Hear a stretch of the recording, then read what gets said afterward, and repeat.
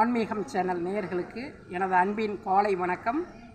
அனைவருக்கும் எனது இனிய சுதந்திர தின வாழ்த்துக்கள்.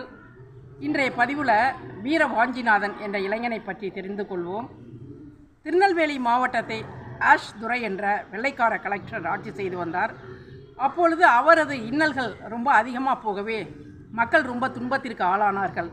இதற்கான தீர்வு என்பது ஆஷ் துரையை கொள்வதுதான் சரியான முடிவு என்று முடிவெடுத்த ஒரு இளைஞன், வாஞ்சிநாதன் என்ற இளைஞன், அதற்கான ஒரு துப்பாக்கியெல்லாம் ரெடி பண்ணி அவருடைய பயண தேதியை சரிபார்த்து மணியாச்சி என்ற ரயில் நிலையத்தில் திருநெல்வேலிக்கு வரும்பொழுது மணியாச்சி என்ற ரயில் நிலையத்தில் அவரை சுட்டு கொண்டு தானும் தன்னைத்தானே மாய்த்து கொண்ட இடம்தான் திருநெல்வேலி மாவட்டத்தில் உள்ள மணியாச்சி என்ற ரயில் நிலையம்.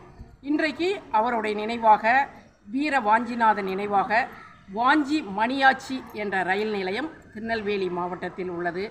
இது போன்ற எண்ணற்ற தியாகிகள் தியாகம் செய்து தன்னை அர்ப்பணித்து நாட்டுக்காக உயிரை மாய்த்து பெற்றுத்தந்த சுதந்திரத்தை பேணுவோம், தேசபக்தி மிக்கவர்களாக வாழ்வோம்.